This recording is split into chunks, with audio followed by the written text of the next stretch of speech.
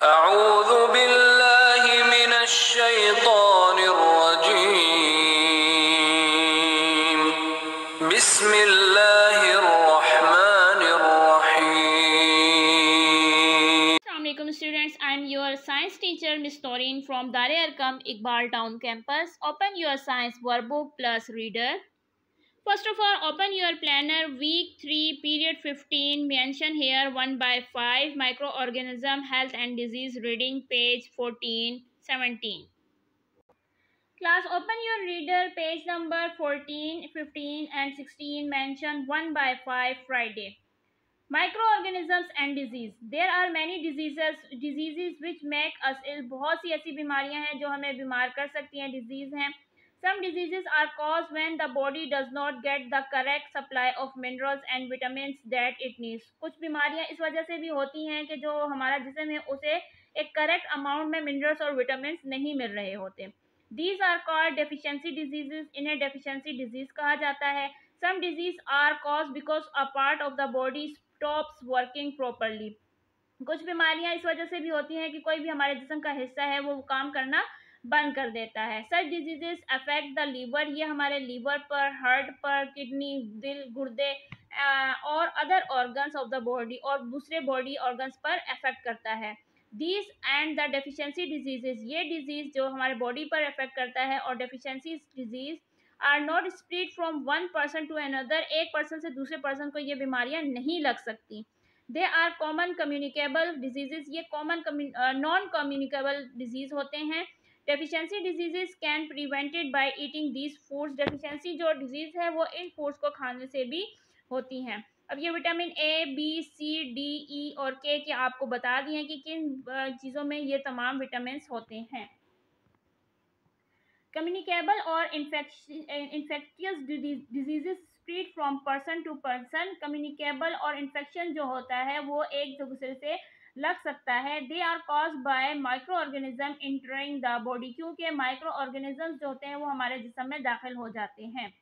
How micro organism enter the body. किस तरह enter होते हैं. Micro organism can enter the body through the nose and mouth. आपकी नाक और मुंह के जरिए. व्हेन यू ब्रीथ, जब आप सांस लेते हैं. ईट और ड्रिंक, खाते और पीते हैं. Disease is often spread through coughing. ये खांसने से भी होती है, स्प्लिटिंग से भी और खांसी छींक वगैरह से भी ये फैलती है बीमारी. The common cold and measles are example. जो हमारी कॉमन कोल्ड यानी कि जो हमें नॉर्मल सर्दी वगैरह लग जाती है वो इसकी एग्जाम्पल्स हैं. These diseases are passed from infected person through the air by a cough or a sneeze. ये डिजीज जो है वो आपका जो इन्फेक्टेड पर्सन होता है वो उसको खांसी या छींकें आती हैं तो उसके जरिए वो एयर में डिजीज चली जाती है, जरासीम चले जाते हैं. Some disease are spread through direct contact. कुछ जो है वो डायरेक्ट कॉन्टैक्ट से भी जाती हैं. They can also enter the body through cuts in the skin. जो कि आपके कट वगैरह लग जाते हैं, मच्छर वगैरह या कोई भी ऐसी चीज़ होती है जिसकी वजह से डिजीज फैलती है. इंसेक्ट टू पास और डिजीज टू ह्यूमन. इंसेक्ट भी जो है वो ह्यूमन बॉडी में डिजीज पास करते हैं. Insects pass a harmful germs by biting human and feeding on their blood. आपको काटने से या आपका खून चूसने से भी डिजीज इंसेक्ट के जरिए फैलती है.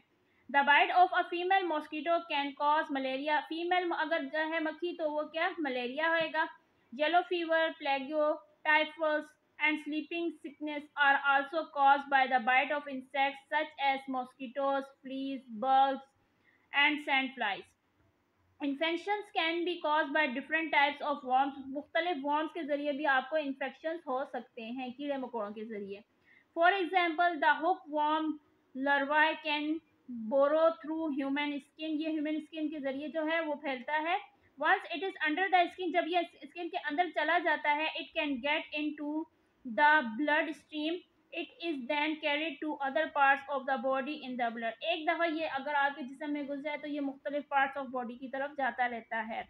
When food is left in the open for some time, अगर आपका खाना कुछ देर के लिए खुला रहता है, germs such as bacteria, germs जो कि बैक्टीरिया या फंजाई की शक्ल में इसके अंदर आ जाते हैं. The germs begin to breed in the food और आपके फूड में फैल जाते हैं. Cholera and typhoid are spread through infected food and water. कोई भी infected food, गंदा पानी या गंदा जो आप खाते हैं तो उसकी वजह से आपको टाइफाइड वगैरह फैलता है।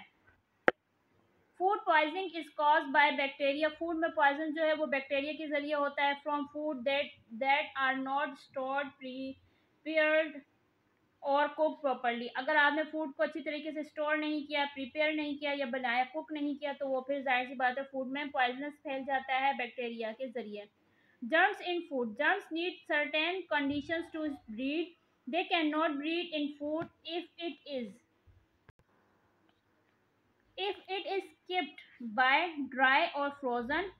जर्म्स जो है वो आपकी ऐसी कंडीशन में भी फैलते हैं कि आपको फूड ड्राई है या फ्रोजन है, तो आपने ये फ्रोज नहीं करके रखा या ड्राई नहीं करके रखा हुआ, तो फिर आपके germs फैलेंगे।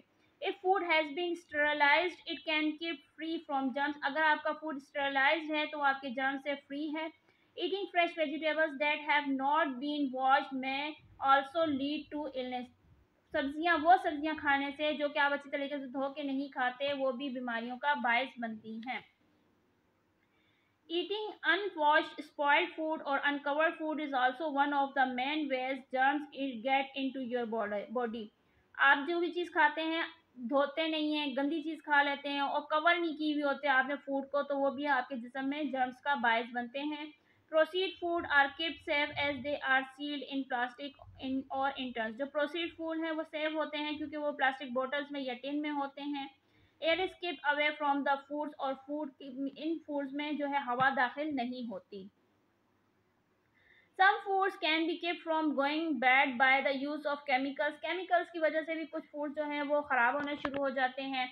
When certain chemicals are added to food, germs cannot breed in it। अगर certain एक अच्छी जो ग़िज़ा को ज़रूरत होती है उतने ही केमिकल्स अगर उसमें डाला जाए तो वो ख़राब नहीं होता या जर्म्स नहीं फैलते। Foods that have been packed in a factory usually have chemical preservatives added to them। जो फूड फैक्ट्री में बनते हैं वहाँ पर केमिकल ऐड किए जाते हैं। Milk can be preserved for a while by a process called pasteurisation. Milk भी आप जो है वो इस तरह के डब्बे में या बंद किए जाते हैं, लेकिन उसको प्रोसेस को क्या कहा जाता है? Pasteurisation. To pasteurise milk it is first heated. पहले इसे हीट किया जाता है 60 डिग्री पर एंड देन कूल्ड क्विकली, और इसे फिर ठंडा किया जाता है। Most of the germs are killed off in this process, और इस प्रोसेस में बहुत सारे जर्म्स जो हैं वो मर जाते हैं। Keeping healthy to control the spread of diseases we have to. आप कैसे कंट्रोल कर सकते हैं? Ventilate the house well to allow fresh air to circulate. आप वेंटिलेट करने लें अपने हाउस को और फ्रेश एयर को दाखिल करें, फ्रेश एयर का जरिया बनाए आपके घर में आए। Air clothes and bedding in fresh air and sunlight. आपकी जो हवा है वो फ्रेश होनी चाहिए, सनलाइट होनी चाहिए। Keep water and food well covered and clean. अपने खाने को और पीने की चीज़ों को ढक कर रखें और साफ़ रखें। Boil milk to kill the germs it contains. दूध को हमेशा उबालें ताकि जर्म्स ख़त्म हो जाएं। Keep the surrounding clean by using disinfectants. अपने इर्द गिर्द माहौल को साफ़ सुथरा रखें। Sneeze into a handkerchief, a tissue और a crook of your elbow. आप अपने जो है खांसते छींकते हुए रुमाल इस्तेमाल करें, टिश्यू इस्तेमाल करें, या फिर अपनी कोहनी को मोड़कर मुंह उसमें छुपाकर फिर छींकें। If you are sick do not share your personal thing. अगर आप सिक हैं, बीमार हैं, तो अपनी पर्सनल चीज़ों को शेयर मत करें। Get ourselves vaccinated. अपने आप को वैक्सीनेट करती जाएं, जो मतलब कि दवाई लें या फिर जो भी इन्फेक्शन है उसके मुताबिक से मेडिसिन इस्तेमाल करें। Class, it's your today reading. Do it again by yourself. Allah Hafiz.